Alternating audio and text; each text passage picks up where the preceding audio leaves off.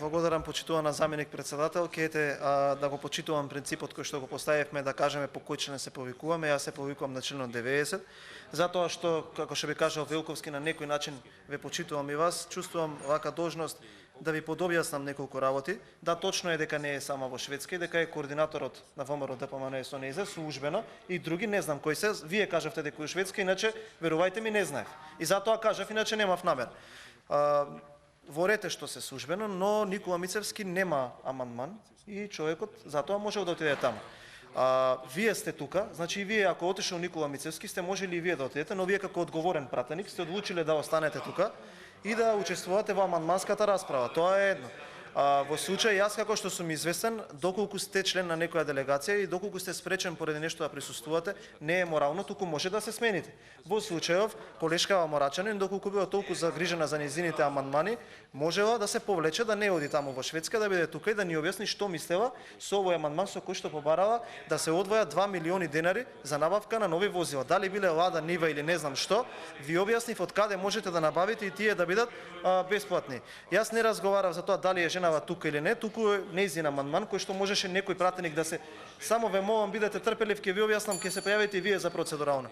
Можел некој пратеник, како што јас направив на амандманот на колегите Сајковски и Милошовски, се приклучив, станав, го објаснив и го бранев. Можевте и вие или некој друг од вашата пратеничка група да се приклучевте на амандманот, да станевте и да го објасните, но не можете заради тоа што се срамите, затоа што сваќате дека оваа тенденција со која што е поднесен амандманот не е во ред, затоа што во времињата во кои што се наоѓаме не треба да се обезбедат 2 милиони денари за да се набават нови возила. Се радувам на тоа што успеавме да ви убедиме со колегата Пренџов да не го поддржите ова, заради тоа што сметавме дека не треба да се оштети буџетот за 2 милиони денари да се набават дали биле Лада Ниви или 17 возила од кои што 3 внимавајте биле хаварисани и ние мора да интервенираме од државни буџети за да се набават средства. На крајот од дискусијата јас нема да ви објаснувам многу за Мерцедесот, заради тоа што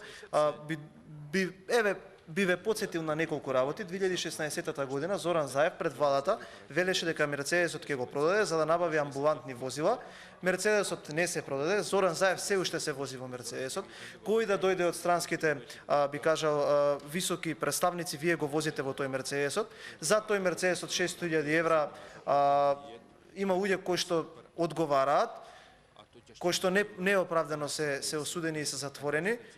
По истата таква постапка, како што еве се повикувам на зборовите на српскиот претседател Александар Вучич и претходниот претседател Борис Тадич го набавил тоа возило во кој што и ден денес се возат високи представници, но вас не ви беше тенденцијата да оставите нешто добро на државата, туку ви беше тенденцијата политички да се пресметувате со некои други луѓе. Ке дојде за брзо време повторно некој изборно соочување, па граѓаните таму ќе си кажат што мислат и за тој Мерцедес и за вашите лажни ветувања кои што вие ги представивте. Бих завршил само со една работа.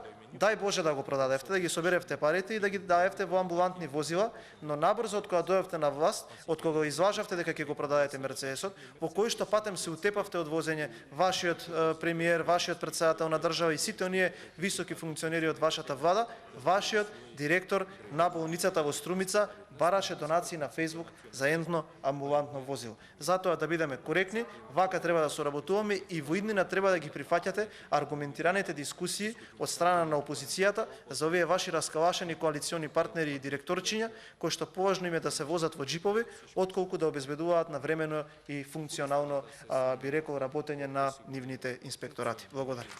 Ви благодарам. За процедурално пратеникот Љупчо Пренџов.